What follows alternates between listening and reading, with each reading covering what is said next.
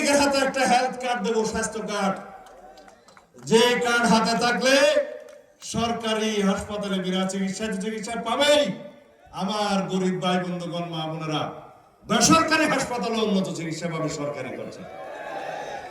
তো পরিকল্পনা আছে। আমরা বলেছি কৃষক কার্ড দেব সমস্ত কৃষকদেরকে, যার মাধ্যমে সে সমস্ত রিপোর্ট, আবহাওয়া রিপোর্ট, ঘূর্ণিঝড় বন্যার রিপোর্ট সবকিছু আগাম পাবে, কোন মৌসুমে কোন আবাদ করতে হবে পাবে, এবং কৃষি পণ্য যেগুলা কৃষি উপকরণ ন্যায্য মূল্যে পাবে, সার, বীজ, কীটনাশক সহ, এবং কৃষি লোন পাবে। তার উপরে তার উৎপাদিত দ্রব্য যাতে সহজে বাজারজাত করতে পারে, যথাযথ মূল্য পায়, সরকার তার ব্যবস্থা করবে। আমরা বলেছি আমরা ফ্যামিলি কার্ড দেব আমার গরিব ভাই বোনদের জন্য, যারা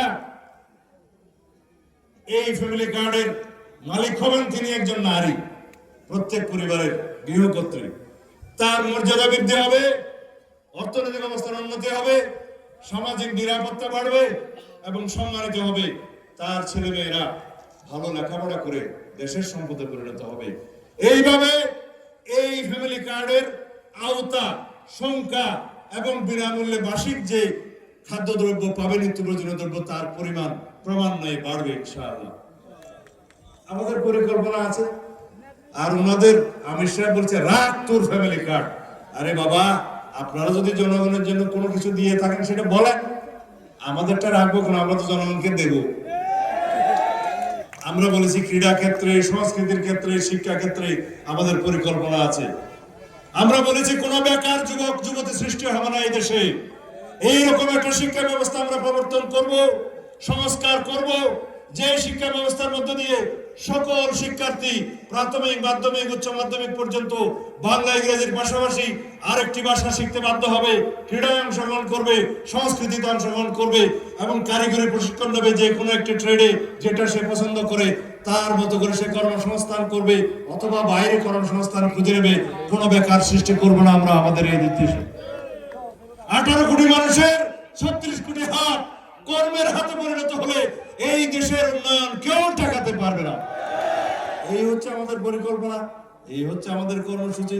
সুতরাং আমাদের পরিকল্পনা আছে, নীতি আছে, আদর্শ আছে, কর্মসূচি আছে। ইনশাআল্লাহ আমরা তা বাস্তবায়ন করবো এই দেশবাসীকে সাথে নিয়ে।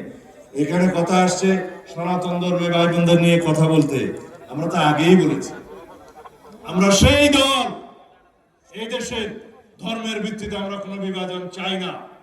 এই দেশে সনাতন ধর্মী ভাই বন্ধু যারা আছেন, অন্যান্য ধর্মীয় সংখ্যালঘু সম্প্রদায়ের যারা আছেন, আমরা সংখ্যালঘু বলতে চাই না, যারা অন্যান্য ধর্মাবলম্বী আছেন, সকলেরই ধর্মীয় স্বাধীনতা নিশ্চিত করার দল হচ্ছে বিএনপি।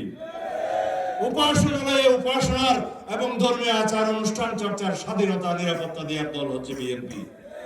সুতরাং নতুন করে কিছু বলার নাই।